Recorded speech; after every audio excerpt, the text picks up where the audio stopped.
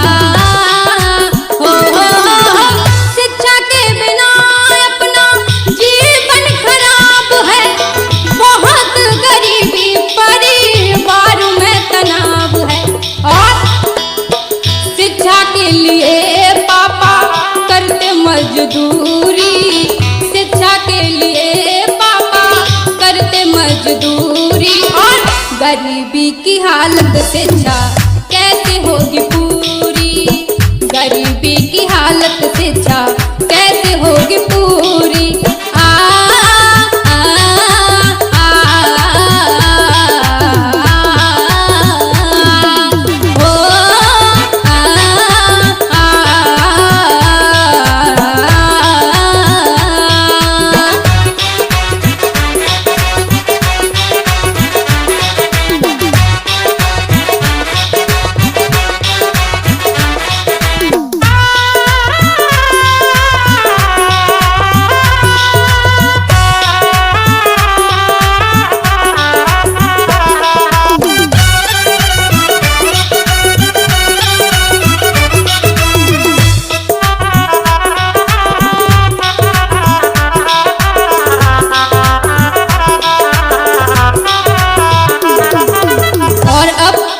समय में शिक्षा हमारे लिए सब कुछ है, यदि शिक्षा नहीं है तो हमारे जीवन में अंधेरे ही अंधेरे हैं। इसीलिए लिखा क्या, कैसी मजबूरी शायद मेरे भाई, बिनु पैसे की मेरी अधूरी पढ़ाई।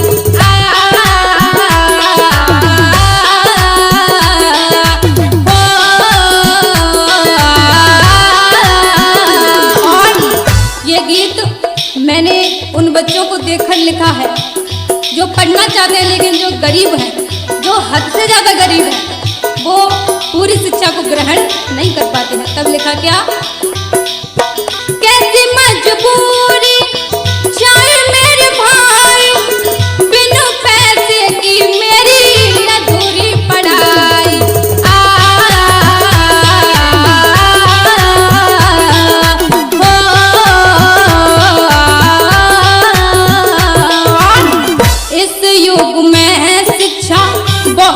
जरूरी, इस युग में है शिक्षा बहुत जरूरी। और गरीबी की हालत शिक्षा कैसे होगी पूरी, गरीबी की हालत शिक्षा कैसे होगी पूरी।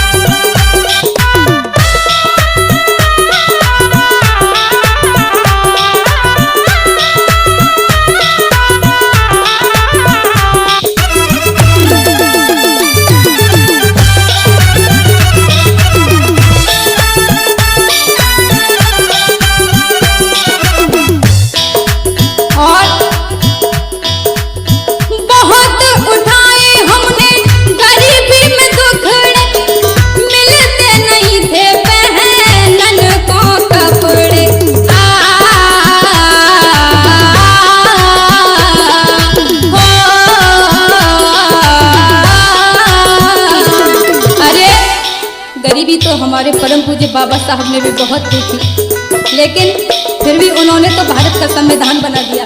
लेकिन हर बच्चा बाबा साहब जैसा नहीं होता है।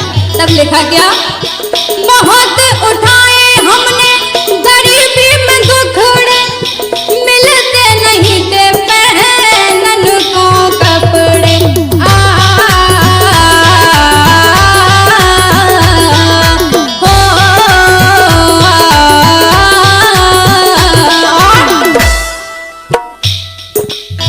कैसी मजबूरी छाई मेरे भाई, कैसी मजबूरी छाई मेरे भाई, कैसी मजबूरी छाई है, कैसी ये मुझ पे मजबूरी, गरीबी की हालत से छा